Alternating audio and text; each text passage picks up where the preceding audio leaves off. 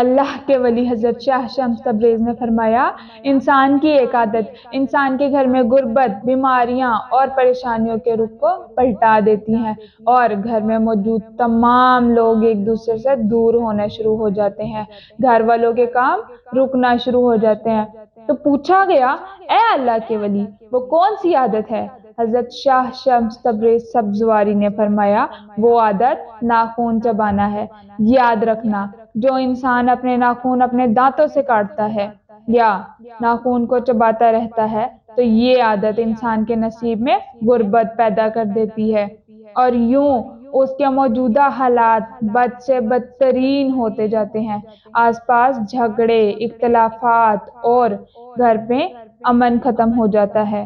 اگر چاہتے ہو کہ تمہارے گھر میں رزق کی فراوانی ہو، کام کامیابی تک پہنچے، تو اس عادت سے دور رہنا، اللہ تم پر اور تمہارے گھر پر اپنا نور برسائے گا۔